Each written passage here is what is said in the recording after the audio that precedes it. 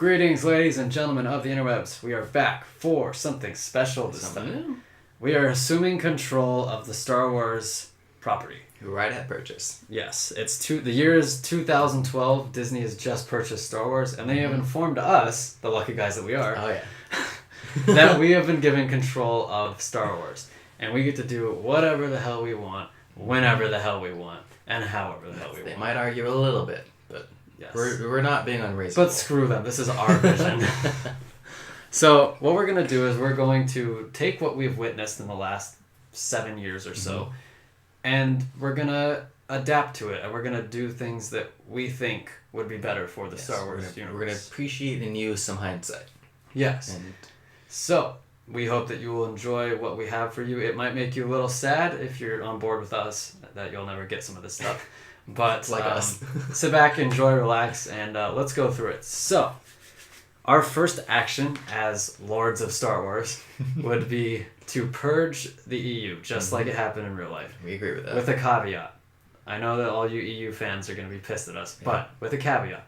We will readapt or outright keep some of the good stories and characters that fit. I know that the current Star Wars timeline, they have begun retelling versions of cut EU stuff, but it's not as good. Where they could have easily just kept it. Yeah.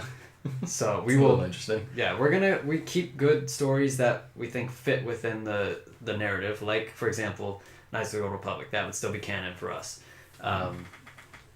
As well as maybe some other things here and there, but we'd have to look into that. You want to take the next one? Well, good news, fans. Star Wars: The Clone Wars. We're gonna keep it going through to where it got canceled, and maybe an extra season or two beyond that. And then we're gonna be continuing to and sticking with Star Wars Rebels. We do enjoy the show. It did start slow, but it did pick up. Right. So essentially, that would bring us to 2014. Clone Wars would still be going, and then it'd probably end in early 2014. Yeah. And then Rebels began in the fall of 2014, so we would keep that the same. So far we have not changed much, but this is where the real changes start to happen. So we would convince Disney to not sell the video game license to EA for obvious reasons. EA has produced Battlefront, Battlefront 2, and Jedi Outcast is coming up, but that's not a great track record for what? They've had the license for about 7 years, 8 years? Battlefield Star Wars is not really something I want to play. No. It's been a letdown. Yes. That being said, we will not make games. We're just not going to sell the license to one company in particular. If there's a good game to be made, for example, EA's Star Wars Galaxy of Heroes mobile game, that's actually fun. I'm more than happy to let that one through. Right. So we would if you have a good story for a game or a good idea, we'd let you make it. I would love for. I know that BioWare did Knights of the Old Republic. BioWare has gone downhill. So I wouldn't want them to redo it. I would probably give either KOTOR 3 or a remastering of KOTOR to Obsidian. I think Obsidian do great work. I think they'd do justice to that game. Yeah, it'd be a good idea to kind of bring back the KOTOR stuff into the limelight a little bit more with some of the audience, for what comes later. Future purposes. Yes. Just keep that on the back burner. But we're not here to talk about games. Not yet. So we're going to move on. Episodes 7 through 9 will still happen. It has to happen. That's pretty much the whole reason Disney bought Star Wars. Kind of going to jump into a sequel. We imagine that's one of the first things we say is what's your plan for after the Empire dies? Yes. And we kind of analyzed the Empire's collapse in canon right now. It happens in a year. It doesn't seem very realistic to us. So instead of the Empire just being done by the time Episode 7 rolls down, long done by the time Episode 7 rolls down, we're going to have the Empire in a steady decline. It will be slightly weaker than the Republic, but the two will still be relatively equal. Yeah, it's not like, we're killing the Emperor and Vader. That's not the only leaders ever in the planet that can take over the Empire. So, they may not do as well, but it doesn't just collapse immediately. Yes. In our timeline, we're going to have a figurehead like Thrawn. Yes. Kind of reel in all the fighting Moffs that are infighting for power. He will gain control of the Empire, and he will I won't say like bring it back to its former levels of glory, but he will have a staunch opposition to the now republic that the rebels have formed. And they will have been fighting for 30 years, maybe off and on. Maybe there's some periods of like peace or whatnot. We don't know. We're not here to write the history, but the Empire will very much so be a thing by the time Episode 7 rolls around. And something a little bit more interesting is that with Thrawn in control rather than evil cackling Emperor, we believe Thrawn to be an intelligent man with a lot of tact and tacticianness and whatever. He's not gonna be full on evil and enslaving a whole bunch of people. He's not gonna be quite so black to the Republic's white. Right. So it's not gonna be all evil bad. It'll be little mixes of good in there. Yes, I think that Rogue One did this kind of like subtly. They had Cassian Andor straight up murder a dude. Yeah. So the rebels aren't squeaky clean. Neither will the Republic be squeaky clean in our movie. And the Empire won't be just evil. Thrawn is not an evil character. He's not. So there'll be more. There's more of a complexity. Yes. It's not one-dimensional bad guys going at each other. Yeah. I mean, obviously the Empire will still be viewed probably as the antagonists, but they'll be more relatable for sure. Like we said, Thrawn will be in charge, or someone like Thrawn. That would kind of mess with the rebels, some of the rebels' plots, but we could easily fix that. Just Filoni. He'll work through it. Now, in Episode 7, Ben Solo would fall to the dark side during the movie. Yes. This would be a big plot point of the movie. He wouldn't be falling to the dark side like 10 years or whatever before the movie. It would happen during the movie. For what reason, we don't really know. Maybe he has a philosophical change, or maybe he's seduced by a holocron or something. Yeah. We greatly appreciate Kylo Ren in our current sequel series. I think he's the star of that movie so far. And I'd love to keep having him even in a more dynamic role of, damn, this guy fell. Yes. Let's see what he does now. We would kind of abolish the Snoke character. I think it was kind of a waste anyways. We don't necessarily need it. He was basically just a plot device, and it's not necessary in this rendition. In canon, Thrawn may not necessarily allow the Sith to have a strong leadership role within his empire. Well, the Sith are gone pretty much. So I think we keep the Sith gone, and we've got Thrawn, and then Kylo Ren doesn't become a Sith, but he falls to the dark side in a way. Similar to what happened in the real movies, but without Snoke as the influencer. And on the flip side, so Luke Skywalker's still around. He still goes through the whole Jedi Training Academy thing, and there's a stronger split this time with Kylo Ren taking half of his academy over to the Empire, to the dark side as well, and Luke keeps his star pupil Rey, as well as several of his other Jedi Academy people. They're not all dead. Yeah, it's not just Luke left. We will still have Rey as the protagonist, and ideally she'll be more fleshed out, and she'll fail from time to time. She will have a history of training with Luke, to therefore rationalize she can be strong, but not insanely so. Yeah.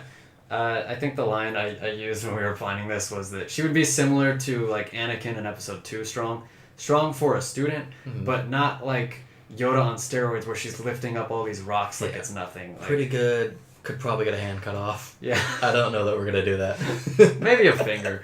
And this is a big one.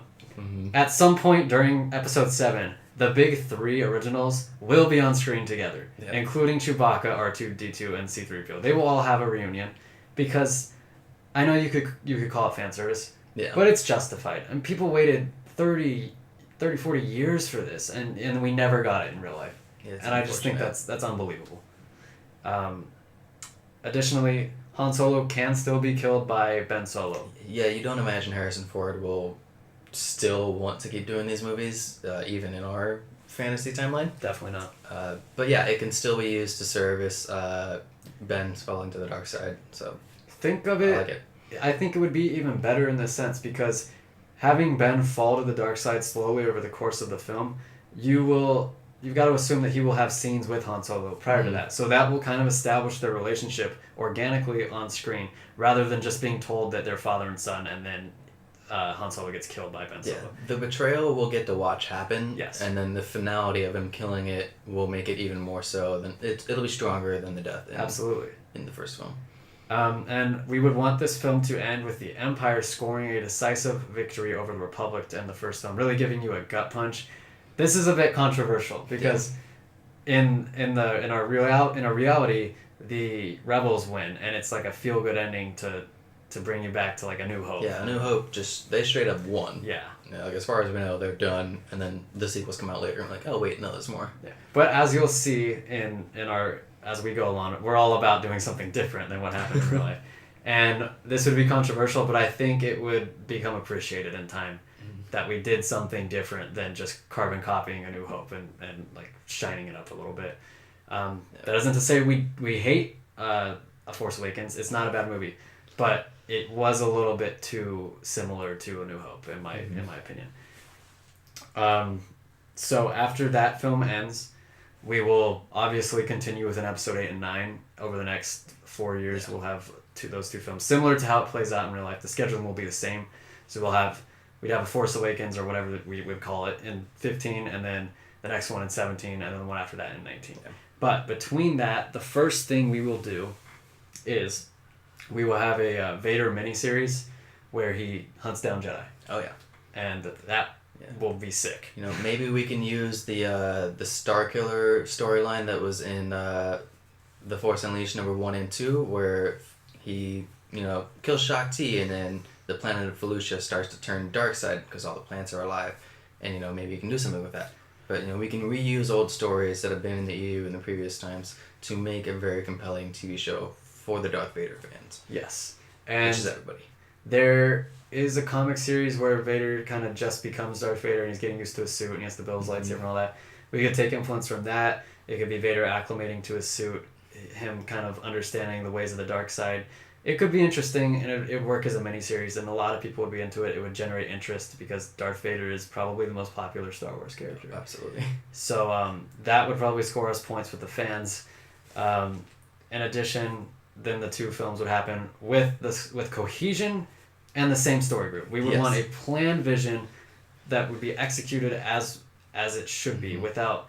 Character arcs will move forward, not cycle back and then go forward again. So we're going to try to keep things consistent and make it good. Yes, absolutely. And then one thing that's really important with those 3 movies that I don't think the other 2 series do is I want like a strong ending in the sense of the political landscape of the universe.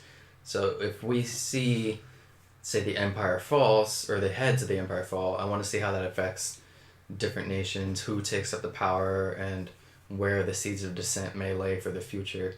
But basically, when the Emperor died and Vader died, what happened right after that? I still want to know that a little bit into detail. Yeah. So, we'll have a definitive ending to the Empire by the end of our trilogy, because we just want we want it neatly wrapped up. Yeah. We just, we didn't get that. So, we will also keep the Forces of Destiny, the cartoons that promotes, I guess, women in Star Wars. And it's awesome. I think it's positive, and it's a good thing to have. And hopefully we will have written a few more strong characters than just the few that we only have on screen right now. Yeah. And what's next? We will, instead of the TV show Resistance, that no one really cares about and is kind of just a kid's show that pretty much no one watches. Yeah, not heard much about it since. It's really insignificant. The plot is really insignificant. Instead of that, we'd make an anthology series similar to the Clone Wars, but it will be set between episode 6 and 7, and it will explore the Jedi Academy that Luke will set up, the Republic, and the rise of Thrawn, or whoever is the figurehead of the Empire. And it will launch in late 2018, and we will have Ahsoka in there for all you Ahsoka for my lovers. fan service. And maybe she'll die and pass on her lightsabers to somebody else like Rey, which would be awesome. But yeah, we'll glance over that. So the year is now 2019. In this year, the last of the sequel trilogy films will come out in December, just like it does in real life. We will also have read the script for Mandalorian, and we like it, so we give it the green light. We assume. Yeah, we assume we like it, so we give it the green light, and it will also come out in 2019, similar to how... We still, in real life, like the producing and the acting group. Yeah. So, should be good, we hope. So the Mandalorian will still happen. You will notice that we have omitted all of those anthology films, such as Solo and Rogue One. And we've done so for a reason. Rogue One will come out after 7, 8, and 9. So it will come out in 2021 during the summer. And Solo will never happen. Yes. We don't dislike Solo. We just feel that it's insignificant. I've always said that our Han Solo movies are Indiana Jones. There's not too big of a difference, honestly. So we get that guy already. I don't think anybody was really asking for a Solo film, so I don't think it'll be missed. It wasn't a bad movie. I liked it, but I don't think it really needs classic Jurassic Park. You know, they did it because they could, not if they should. Well said. Yeah. Well said. So Rogue One will come out in 2021 of the summer, following the sequel trilogy. And after that, in 2022, Disney Plus still launching. We've still got The Mandalorian on there. We will introduce a Kenobi miniseries. Ewan McGregor will play Obi-Wan Kenobi. And there will be about 4 or 5 episodes of him on Tatooine in between 3 and 4, and how he's maybe given up on his mission and he's not feeling it, and he kind of has to learn to accept what he's got to do. And then that's why he's so dedicated to his mission in episode 4. We'll see how he goes from the crushing defeat of the Jedi and the near extinction of the Jedi to a motivated old man who knows what he has to do in episode 4. We'll see that. We were thinking tonally somewhere along the lines of Logan, Absolutely. Which is just a brilliant movie. And so hopefully we can nail that within a couple hours of miniseries time. Yeah. So that will be in 2022. So in 2022, we will have 3 shows going on at once. Well, 2 shows and 1 miniseries. The anthology animated series will still be going on, as well as the Mandarin. Or not the Mandarin, the Mandalorian. Surprise, we're in Marvel now. And then the miniseries for Kenobi. So following that, in 2023, The Mandalorian will be over with. It will have run 4 seasons, and there'll be a tight story. Hopefully we'll come to a satisfying conclusion. And the anthology series we will have end in 2025. Yeah. And the next trilogy will have begin in 2023, and then it'll have a ensuing entry in 25 and 27. And this will explore the era of the Old Republic.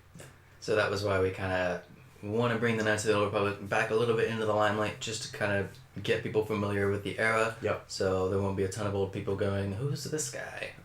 Maybe we'll reuse old characters, but we're not 100% certain on that. Yeah. Nor are we in real life, I believe, right now. No. We just know that it will take place in the Old Republic era, and that it'll be hopefully a good trilogy.